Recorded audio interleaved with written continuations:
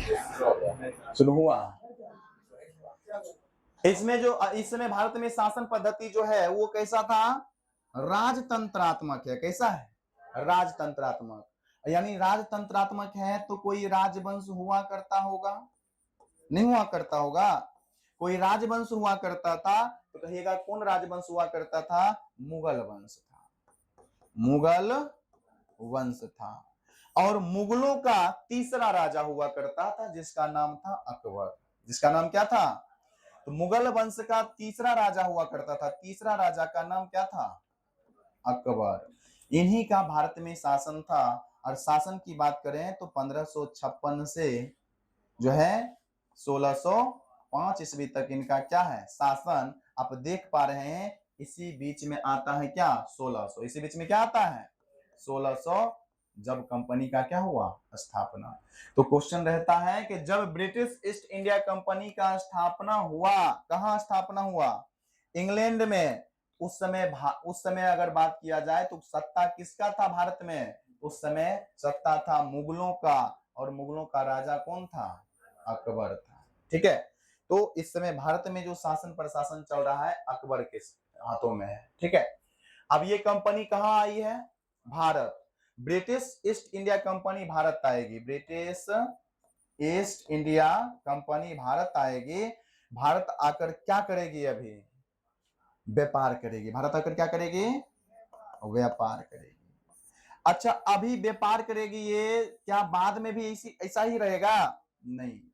तो व्यापार करने के लिए क्या चाहिए, व्यापारिक कोठी चाहिए। व्यापार करने के लिए क्या चाहिए, व्यापारिक कोठी चाहिए। ठीक है, अच्छा, व्यापारिक कोठी चाहिए तो क्वेश्चन कभी कभी रहता है कि ये जो व्यापारिक कोठी है सबसे पहले कहां स्थापित किया। तो आप लोग याद रखिएगा, ये जो राज्य बनाए हैं ये गुजरात है, ये प्रायद्वीपीय भारत है। प्रायद्वीपीय भारत में एक राज्य है आंध्र प्रदेश और एक राज्य क्या है, गुजरात। ये दो जगह ब्रिटिश ईस्ट इंडिया कंपनी अपना व्यापारिक कोठी स्थापित करता है। एक जगह होता है सूरत, क्या होता है, सूरत में व्यापारिक कोठी स्थापित करता है। कब स्थापित करता है, तो 1608 ईस्वी में। कब स्थापित करता है, लेकिन अब देख पा रहे होंगे 1608 हो चुका है, क्या अब अकबर होंगे, अकबर का हो चुका है मृत्यु। और मृत्यु के पश्चात जो अगला राजा बना है क्या नाम होगा उनका, उनका नाम होगा, अकबर के पश्चात कौन होगा, ये जहांगीर। कौन होगा, जहांगीर। अकबर के पश्चात जहांगीर राजा बनते हैं और जहांगीर से बिना आज्ञा लिए हुए ये सूरत में स्थापित कर देता है प्रथम व्यापारिक कोठी। प्रथम व्यापारिक कोठी। अच्छा, व्यापारिक कोठी बोल रहे हैं मतलब क्या समझ रहे हैं, यानी यहीं से पूरे कंपनी का व्यापार होगा, यहीं पर बड़े बड़े कंपनी के अधिकारी आकर बैठेंगे। जितना भी कच्चा सामग्री कंपनी व्यापार करने वाला होगा सब यहीं आके क्या करेगा, रखेगा। लेकिन गलती क्या किया कंपनी, कंपनी गलती ये किया कि महाराज कौन है अभी, जहांगीर, मुगल बादशाह से आज्ञा लिए बिना सूरत में क्या कर दिया है, कंपनी की ये बोल सकते व्यापारिक कोठी की स्थापना। तो अब बताइए, जहांगीर अभी भारत के राजा हैं और जहांगीर के आज्ञा के बिना सूरत में व्यापारिक कोठी की स्थापना किया, इसीलिए जहांगीर गुस्सा हुए और इसे मान्यता नहीं दिया गया। तो क्वेश्चन रहेगा, ब्रिटिश ईस्ट इंडिया कंपनी अपना प्रथम व्यापारिक कोठी किस तट पर खोला। अगर तट बोला जाए तो क्या बोलिएगा, कौन तट है, पश्चिमी तट है, पूर्वी तट है, कौन तट है, ये पश्चिमी तट है। तो याद रखना है पश्चिमी, पश्चिमी ना,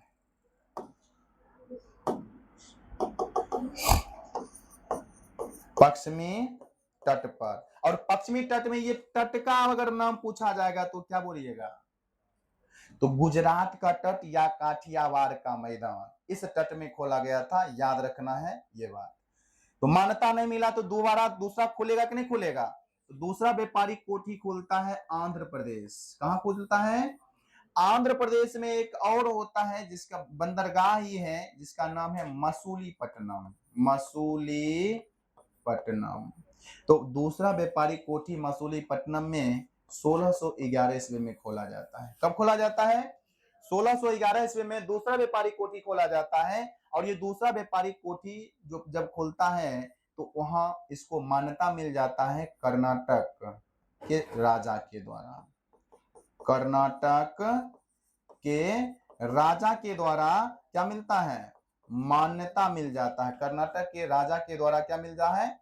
मान्यता। तो प्रथम मान्यता प्राप्त व्यापारिक कोठी है ये। क्या है? प्रथम मान्यता प्राप्त व्यापारिक कोठी है। ठीक है, तो क्वेश्चन यहां से रहेगा कि प्रथम मान्यता प्राप्त व्यापारिक कोठी कौन होगा? मसूलीपट्टनम कहाँ है? आंध्र प्रदेश में है। ठीक है, याद रखना। कब स्थापना हुआ इसका? 1611 ईस्वी में इसका स्थापना हुआ। मान्यता कौन दिया इसको? कर्नाटक या मैसूर भी बोल सकते हैं। क्या बोल सकते हैं? मैसूर। ठीक है, कर्नाटक या मैसूर का राजा। तो इस प्रकार से दूसरा व्यापारिक कोठी स्थापित हुआ। कौन तट पर हुआ? अगर तट का नाम बोला जाए तो बोलिएगा पूर्वी तट पर हुआ। कौन तट पर? और याद रखना है इस पूरे को मालाबार तट कहा जाता है। ये पूरे को कौन क्या कहा जाता है? काठियावाड़ तट। तो ये नहीं रहेगा तो कहेगा काठियावाड़ तट। काठियावाड़ तट, इसको क्या कहा जाता है? पूरे को मालाबार तट। यानी ये जो तट है ये पूरे तट को कहा जाता है मालाबार तट। मालाबार, काठियावाड़ बोल दीजिए, कोरोमंडल तट होगा। सॉरी, कोरोमंडल। कोरोमंडल। काठियावाड़ तो ये न बोले थे, ये वाला जो तट था इसको बोले थे हम क्या? काठियावाड़ तट। और सम्मिलित रूप से पूरे तट को कहा जाता है, क्या कहा जाता है? मालाबार तट। तो क्वेश्चन यहां से आप देखिए कैसे पूछेगा। क्वेश्चन पूछ सकता है कि ब्रिटिश ईस्ट इंडिया कंपनी अपना प्रथम व्यापारिक कोठी किस तट पर खोला? डायरेक्ट तट का नाम बोलेगा तो आप बोल सकते हैं काठियावाड़ तट। सम्मिलित रूप से बोलेगा तो मालाबार तट, या बोलेगा पश्चिमी तट, इधर बोलेगा तो क्या बोलिएगा? मसूलीपट्टनम। कौन तट पर? पूर्वी तट पर, आंध्र प्रदेश में, या उसको बोलेगा क्या? कोरोमंडल तट। तो ये सब बात याद रखिएगा। अच्छा, कंपनी आया था तो कंपनी का गवर्नर भी होगा। कंपनी का क्या होगा? गवर्नर होगा। अब कंपनी का गवर्नर होगा, उससे पहले आपको बताए थे कि पुर्तगाली ईस्ट इंडिया कंपनी आने से पहले कोई पुर्तगाली यात्री आया था। पहला पुर्तगाली यात्री का नाम क्या था? वास्को डी गामा था ना जी। दूसरा का नाम क्या था? अल्ब्रेज कैब्रल। दूसरा पुर्तगाली यात्री अल्ब्रेज कैब्रल। ठीक उसी प्रकार से अंग्रेज भी भारत आया। कौन आया? अंग्रेज। कहां आया? भारत आया।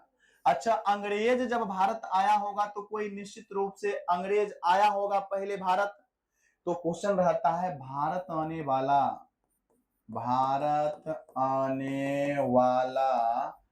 प्रथम अंग्रेज कौन था? भारत आने वाला प्रथम अंग्रेज कौन था? तो भारत आने वाला प्रथम अंग्रेज की अगर बात करें तो कौन था? रॉल्फ फिंच था। कौन था? रॉल्फ फिंच था। कहिएगा कैसे आया था? तो ये जो आया था ये स्थलीय मार्ग से आया था। कौन मार्ग से? 1579 में। कब आया था? 1579 में आया था। कौन मार्ग से? स्थलीय मार्ग से, यानी सड़क मार्ग से आया था, बाय रोड। फिर दूसरा भी होगा। क्वेश्चन रहेगा कि द्वितीय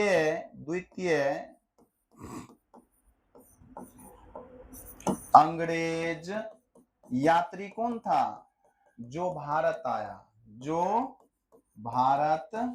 आया? अगर ये क्वेश्चन रहेगा तब क्या बोलिएगा? तब हो जाएगा जॉन मिल्डेन हॉल। कौन हो जाएगा? John Mildenhall. तो ये बात याद रखना है। दूसरा जो अंग्रेज यात्री हुआ करता था जो भारत आया था उसका नाम था जॉन मिल्डेन हॉल। और ये किस मार्ग से आया था? अगर ये पूछा जाएगा तो बोलिएगा जलीय मार्ग से। किस मार्ग से? जलीय मार्ग से। आप यहां से क्वेश्चन इतना पढ़ लीजिएगा फिर भी गलत हो जाएगा। अब क्वेश्चन पूछेगा कि जलीय मार्ग से भारत आने वाला पहला अंग्रेज कौन था? उत्तर क्या होगा? John Milton hall. जलीय मार्ग से भारत आने वाला प्रथम अंग्रेज कौन है? John Milton hall. स्थलीय मार्ग से भारत आने वाला पहला अंग्रेज कौन है? Ralph Finch. याद रहेगा? याद रखिएगा। अब गवर्नर होगा। अब क्या होगा? गवर्नर। तो कुल मिलाकर ब्रिटिश ईस्ट इंडिया कंपनी में एक पद था, क्या क्या चीज का पद था? गवर्नर का पद था। किसमें? ब्रिटिश ईस्ट इंडिया कंपनी का। तो पूछा जाएगा कि ब्रिटिश ईस्ट इंडिया कंपनी का प्रथम गवर्नर कौन था? तो प्रथम गवर्नर जब पूछा जाएगा तो बोलिएगा टॉमस स्मिथ। कौन था? टॉमस स्मिथ हुआ करता था। यहां तक में किसी को कोई दिक्कत नहीं, थोड़ा सा जवाब दीजिएगा आप लोग, ठीक है। ब्रिटिश ईस्ट इंडिया कंपनी जो था पहले 217 व्यापारियों का क्या था? समूह था। क्या कहा जाता था इसे? मर्चेंट एडवेंचर कहा जाता था। मर्चेंट एडवेंचर कहा जाता था, ठीक है। और मर्चेंट एडवेंचर जो था ये पूर्वी एशियाई देश के साथ व्यापारिक छूट लेने के लिए कहा जाता है। एलिजाबेथ प्रथम उस समय इंग्लैंड की महारानी कौन थी? एलिजाबेथ प्रथम। एलिजाबेथ प्रथम व्यापारिक छूट दे दी। कितना वर्ष के लिए? 20 वर्षों के लिए व्यापारिक एकाधिकार मिला। और व्यापारिक एकाधिकार मिला तो उसके पश्चात ये कंपनी कहां आएगी? यानी जो व्यापारियों का समूह है अब क्या बन चुका है? ब्रिटिश ईस्ट इंडिया कंपनी के नाम से जाना जा रहा है। और इसकी स्थापना कब हुआ है? 31 दिसंबर 1600। इस समय भारत का स्थिति कैसा है? तो शासन कैसा है? राजतंत्र। और यहाँ का राजवंश जो था कौन था उस समय? मुगल वंश। और मुगलों का जो राजा हुआ करता था, तीसरा राजा हुआ करता था, नाम क्या था? अकबर। शासन काल कितना था? 1556 से 1605, ठीक है। तो इसी बीच में 1600 ईस्वी में कंपनी की स्थापना हुआ। 1605 ईस्वी में अकबर का क्या हो जाता है? मृत्यु। बाद में कौन बनते हैं?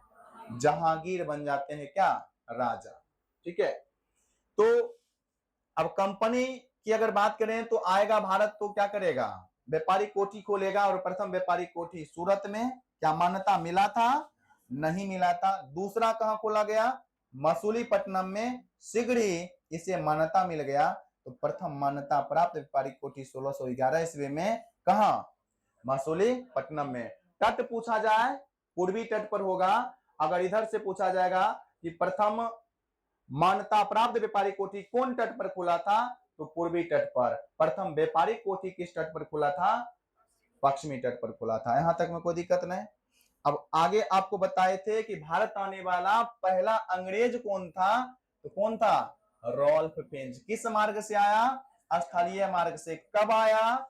1579 में आया। द्वितीय अंग्रेज यात्री जो भारत आया क्या नाम था? John Milton hall. किस मार्ग से आया? जलीय मार्ग से भारत आया था। और कंपनी के अंतर्गत आने वाला जो हुआ करता था पद गवर्नर का, वो प्रथम जो गवर्नर बना था नाम क्या था? तो बताइए, ब्रिटिश ईस्ट इंडिया कंपनी का प्रथम गवर्नर कौन था? अब यहां से थोड़ा कंफ्यूजन आता होगा अगर थोड़ा जानते होंगे तब, कि कंपनी का पहला गवर्नर अगर टॉमस स्मिथ है तो कभी कभी पढ़े होंगे कि बंगाल का प्रथम गवर्नर। तो बंगाल का प्रथम गवर्नर और कंपनी का गवर्नर दोनों क्या होता है? अलग होता है। और बंगाल के गवर्नर का पद आपको पता होगा, बताएं, 1773 में आया था ना, ठीक है। सॉरी, 1757 में ना जी, 1757 के प्लासी युद्ध में आया था। तो ये सब हम लोग पॉलिटी में पढ़ रहे हैं, ठीक है। तो अभी हम आगे बढ़ेंगे, ठीक है। अब देखिएगा, कंपनी की स्थापना हो चुका है। अब व्यापारिक छूट चाहिए किसको? कंपनी को। क्या चाहिए? ब्रिटिश ईस्ट इंडिया कंपनी को व्यापारिक क्या चाहिए? छूट चाहिए। अब व्यापारिक छूट चाहिए भारत में। महारानी ने बोल दी है कि जाओ भारत में व्यापार करो। लेकिन भारत में जो राजा है ठीक है, वो व्यापारिक छूट देगा भारत में, तब ना व्यापार करेगा कंपनी। तो अब जाएगा किसके पास? बादशाह के पास, बादशाह के पास जाएगा। बादशाह बोले तो भारत का राजा। तो बादशाह के पास जाएगा तो अकबर का तो 1605 ईस्वी में ही क्या हो चुका है? मृत्यु हो चुका है। ठीक है, अकबर का 1605 ईस्वी में मृत्यु, और उधर महारानी का भी मृत्यु हो चुका है। किनका? महारानी एलिजाबेथ प्रथम, एलिजाबेथ प्रथम की भी क्या हो चुकी है? मृत्यु हो चुकी है। कब हुई है मृत्यु? तो 1603 ईस्वी में। ठीक है, अब 1603 ईस्वी में जब महारानी एलिजाबेथ प्रथम की मृत्यु हुई तो उसके जस्ट बाद जेम्स प्रथम इंग्लैंड का क्या बना? सम्राट बना। क्या बना? सम्राट। तो जेम्स प्रथम इंग्लैंड का क्या बन चुके हैं? अब सम्राट बन चुके हैं। अब जेम्स प्रथम क्या करेंगे? एक दूत भेजेंगे। क्या भेजेंगे? दूत भेजेंगे। दूत मतलब समझते हैं? अपना दूत बनाकर व्यापारिक छूट लेने के लिए भेजेंगे, अकबर का नाम का पत्र लिखकर। किसका? अकबर के नाम का पत्र लिखकर भेजते हैं। कहां? अकबर के दरबार में भेजते हैं, क्योंकि अकबर का इनको पता भी नहीं है, क्योंकि उस समय अकबर जिंदा ही थे। ठीक है, तो अकबर के नाम का पत्र लेकर जो है एक दूत भेजते हैं। नाम क्या होता है? Captain Hawkins. ये दूत का नाम क्या होता है? Captain Hawkins. कैप्टन हॉकिंस नाम होता है। उस दूत का नाम क्या होता है? यानी जेम्स प्रथम जो है अकबर के नाम का पत्र लेकर जो है लिखकर कैप्टन हॉकिंस को कहां भेजते हैं? अकबर के राज दरबार में। अकबर के राज दरबार में। क्या अकबर अभी जिंदा है? अकबर खत्म, मर गए हैं। तो अकबर के बाद राजा कौन बनेगा? तो किसके राज दरबार में आएंगे अभी ये? तो कैप्टन हॉकिंस जो है आते हैं। ठीक है, जहांगीर के, कहा? जहांगीर के आगरा दरबार में। आगरा दरबार में कब आते हैं? इनको पता है? 1609 में। हाँ, अब जहांगीर के आगरा दरबार में आते हैं, और जहांगीर के आगरा दरबार में किसके नाम का पत्र लेकर? कैप्टन हॉकिंस के नाम का, अकबर के नाम का पत्र लिखकर कैप्टन हॉकिंस आते हैं। कहिएगा कैसे आए? कौन मार्ग से आए? जलीय मार्ग से। किस मार्ग से आए? जलीय मार्ग से। क्या जलीय मार्ग से हेलते हुए आए? तब कैसे आए? नाव से आए। क्या चीज से आए? नाव से आए। तो नाव का नाम भी कभी कभी पूछा जाता है, तो याद रखना, हेक्टर नामक नाव से आए। किस नाव से आए? हाँ, नाव का नाम क्या है? हेक्टर नामक नाव से आते हैं। जहांगीर के आगरा दरबार में आते हैं, और जहांगीर के आगरा दरबार में आने के पश्चात जहांगीर से, पता है उस समय मुगलों का दरबारी भाषा था फारसी। कौन सा भाषा था? फारसी। चूंकि ये है कौन? अंग्रेज है। ये कौन है? अंग्रेज है।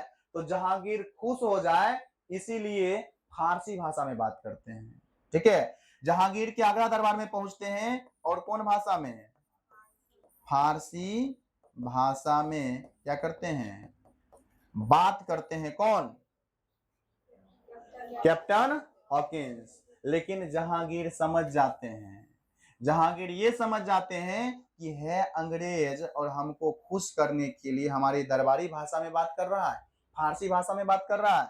और जहांगीर समझ जाते हैं और कहते हैं फिरंगी अंग्रेज, इस उपाधि देते हैं, फिरंगी अंग्रेज। ठीक है, और दूसरा कहते हैं इंग्लिश खां। इंग्लिश खां, क्या कहते हैं? इंग्लिश खां उपाधि देते हैं। अरे फिरंगी अंग्रेज, अरे इंग्लिश खां, तुम्हें व्यापारिक छूट नहीं मिलेगा, तुम्हें व्यापारिक छूट नहीं मिलेगा। व्यापारिक छूट नहीं देते हैं, कहते हैं आया है खर्चा करके कुछ ले जाओ, ठीक है, जो है 500 मनसब देते हैं। मनसब उस समय रुपया हुआ करता, जैसे अभी होता है रुपया, उस समय क्या होता था, मनसब होता था। 500 मनसब दे दिए और बोले ठीक है फिरंगी इंग्लिश का, अब जाओ, चले आते हैं। क्या व्यापारिक छूट दिए? नहीं दिए। बिना व्यापारिक छूट लिए वापस भेज देते हैं। कौन? कैप्टन हॉकिंस को। कौन? जहांगीर को। अब यहां से रहेगा कैप्टन हॉकिंस किसके राज दरबार में पहुंचे थे? जहांगीर के। किस राज दरबार में? किसके नाम का पत्र लिखकर? लेकिन अकबर तब तक भारत में क्या हो चुका था? जब तक आया तब तक मर चुका था। ठीक है, अब आगे होगा एक और जहांगीर का ये अजमेर दरबार। जहांगीर का कौन दरबार? अजमेर दरबार। अब कहिएगा अजमेर दरबार बोल रहे हैं, दरबार क्या होता है? तो देखते करते होंगे, राजा महाराजा फिल्म उलिम देखे हैं ना, बाहुबली देखे हैं, कितना बड़ा दरबार लगता था। ठीक है, तो उसी में अजमेर में लगा था जो है जहांगीर का दरबार। और उसी कब लगा था? तो याद रखना है 1615 में। कब लगा था? 1615 ईस्वी में। और जहांगीर के अजमेर दरबार जब लगता है तो जहांगीर के अजमेर दरबार में आता है कौन? Sir Thomas Roe. कौन आता है? सर टॉमस रो आता है। और जब सर टॉमस रो आते हैं तो सर टॉमस रो भी क्या मांगने आते हैं? व्यापारिक छूट मांगने आते हैं। क्या छूट मिलता है? ये भी यानी जहांगीर के राज दरबार में ही आए थे, 1615 में आए थे। ये क्या थे? अंग्रेज थे। क्या थे? अंग्रेज। तो क्या व्यापारिक छूट मिला था? नहीं मिला था, कुछ मिला था। कुछ व्यापारिक छूट मिला और इनको भी क्या किया गया? कहा गया कि आप भी जाइए, व्यापारिक छूट नहीं मिलेगा। तो जहांगीर क्या व्यापारिक छूट दिए? लेकिन बाद में चूंकि हम बताए थे कि औरंगजेब के मृत्यु के बाद जो भी राजा बनता है वो राजा सबका सब क्या होता है? अयोग्य होता है। ठीक है, और अयोग्य होता है, उसी में एक राजा बनता है जिसका नाम होता है फर्रुखसियर। फर्रुखसियर। फर्रुखसियर। ठीक है, क्या नाम होता है? फर्रुखसियर। अब ये फर्रुखसियर की अगर बात किया जाए तो ये बेचारा बीमार पड़ गए थे। क्या हो गए थे? बीमार हो गए थे और काफी भयानक रोग से ग्रसित थे। ये अब बचने वाले नहीं थे। ये बात कब की है? 1717 की है। ये बात कब की है? और उस समय अंग्रेज देखिए दिमाग लगाता है, काफी अच्छा अच्छा डॉक्टर को लेकर आता है। ठीक है, जिसमें एक डॉक्टर का नाम याद रखिए, doctor Hamilton. Doctor Hamilton doctor को लेकर आता है। आता कौन अंग्रेज अधिकारी है? जॉन सुरमन आता है। कौन आता है? जॉन सुरमन आता है। ठीक है, और जॉन सुरमन आता है, कहां आता है? फर्रुखसियर के राज दरबार में। कब आता है? 1700। फर्रुखसियर काफी बीमार थे और बीमार थे तो जॉन हैमिल्टन इसको बहुत जल्द ही क्या कर देते हैं? स्वस्थ कर देते हैं। ये क्या है? बीमार हैं। बीमार हैं और बीमारी इनका क्या हो जाता है? ठीक हो जाता है। ये क्या हो जाते हैं? स्वस्थ हो जाते हैं। कौन कौन स्वस्थ हो जाते हैं जी? फर्रुखसियर। अब बताइए, इनको जीवन दान दे दिया कौन? John Surman. काफी खुश गया, अरे हमको बचा लिया, अब क्या चाहिए बोलो। तो ये कहते हैं हमें क्या चाहिए? वही व्यापारिक छूट चाहिए। बोले व्यापारिक छूट नहीं, तुमको जो चीज का व्यापार करना है, जैसे व्यापार करना है, जाओ सब फ्री में करो, कोई दिक्कत नहीं। ठीक है, यानी व्यापारिक छूट चाहिए। ये बोला व्यापारिक छूट दिया जाता है, आज से व्यापारिक छूट दिया जाता है, जैसे व्यापार करना है वैसे करो। यानी कुल मिलाकर काफी अत्यधिक अत्यधिक क्या मिला? व्यापारिक छूट मिला और अत्यधिक व्यापारिक छूट मिला, खूब ज्यादा अधिकार मिला। इसीलिए कहा जाता है कंपनी के लिए, ब्रिटिश ईस्ट इंडिया कंपनी के लिए इसे कहा जाता है महाधिकार पत्र, या इसी को कहा जाता है मेग्ना कार्टा। तो कौन दिया था ये? फर्रुखसियर दिया था। कौन दिया था? फर्रुखसियर दिया था। क्यों दिया था? क्योंकि बेचारा को ठीक कर दिया था। कौन? जॉन सुरमन अपने डॉक्टर के मदद से। अब इस प्रकार से ब्रिटिश ईस्ट इंडिया कंपनी को भारत में पूर्ण रूप से क्या मिल चुका है? व्यापारिक छूट। अब व्यापारिक छूट मिलेगा तो अब क्या करेगा? अपना व्यापार का विस्तार करेगा, और व्यापार को विस्तार करने के लिए अब कई सारे क्षेत्र की स्थापना करेगा। जैसे ये कोलकाता अपने अधीन करेगा, कोलकाता की स्थापना करके, जैसे बंबई, ठीक है, जैसे मद्रास, ठीक है। तो कोलकाता, बंबई, मद्रास, ये बहुत बड़े बड़े जो प्रांत थे, इस पर अपना क्या करेंगे? ये अधिकार। तो अभी हम देखेंगे कोलकाता की स्थापना ये अब कैसे करता है। किसकी स्थापना? कोलकाता। जिस कोलकाता को हम लोग जानते हैं कि ये भारत का पहला क्या था? राजधानी था। ये कैसे बना था उसी को हम लोग देखेंगे, ठीक है। अब कोलकाता की स्थापना होता कैसे है समझिएगा। 3 गांव हुआ करता था। कितना गांव हुआ करता था? 3 गांव हुआ करता था। एक का नाम था गोविंदपुर। क्या नाम था? गोविंदपुर। एक का नाम था सूतानती, सूतानती।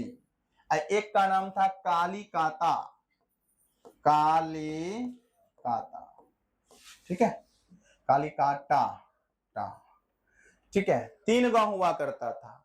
क्या हुआ है लड़का? नींद आ रहा है?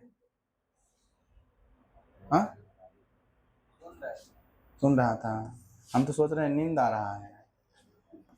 रात भर जागेगा तो नींद आएगा नहीं। गोसा जगने गया था? गोसा जगने गया होगा, जगने आता नहीं आता, ठीक है। तो गोविंदपुर, सूतानती और कालीकाता, ये तीनों गांव पर जो अधिकार था ना, एक व्यापारी हुआ करता था जिसका नाम हुआ करता था, क्या नाम था? उसका नाम था अजीम उस शान। नाम देखिए, अजीम उस शान, ठीक है। अजीम उस शान नामक एक व्यापारी हुआ करता था, व्यापारी हुआ करता था। उसी व्यापारी से ये क्या करते हैं?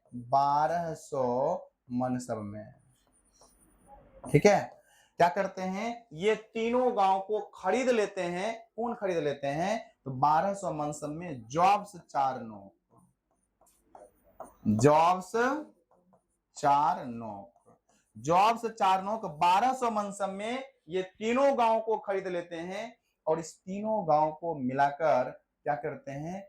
1690 ईस्वी में, 1690 ईस्वी में कोलकाता की क्या करते हैं? स्थापना कर देते हैं। तो याद रखना है, कोलकाता क्या गांव मिलाकर स्थापित हुआ?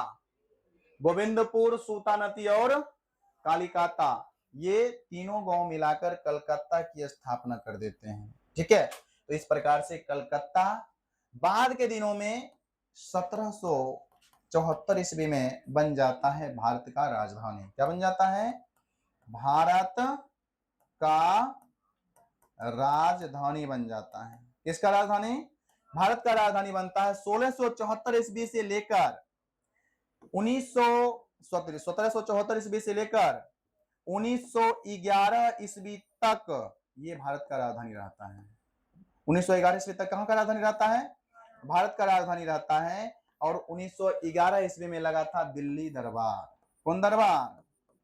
दिल्ली दरबार लगता है। और दिल्ली दरबार में ये घोषणा किया जाता है कि अब भारत का राजधानी कलकत्ता से बदलकर कहां स्थापित किया जाएगा? नई दिल्ली नहीं, दिल्ली। कहां? दिल्ली। घोषणा हुआ कब? घोषणा हो गया 1911 ईस्वी में दिल्ली दरबार में कि अब राजधानी कलकत्ता से बदलकर क्या बनेगा? दिल्ली। और उसके अगले ही साल 1912 ईस्वी में राजधानी क्या हो गया? दिल्ली हो गया। तो इस प्रकार से यह है कलकत्ता। और इसी कलकत्ता का बाद के दिनों में करेगा अंग्रेज किलाबंदी। क्या करेगा? किलाबंदी, यानी कलकत्ता के चारों ओर बहुत बड़े बड़े दीवार खड़ा कर देगा। और जब बंगाल का जो नवाब है सिराजुद्दौला कहेगा ये दीवार तुम क्यों खड़ा कर रहा है बताओ, तो अंग्रेज बोलेगा मेरा मन, हम जो करेंगे करेंगे, उससे तुमको कोई मतलब नहीं है। लेकिन सिराजुद्दौला अपना सेना लेकर चल देता है और बाद में जो है ब्लैक होल की घटना होता है और उसी के बाद क्या होता है? प्लासी का युद्ध, जिसमें हारता है।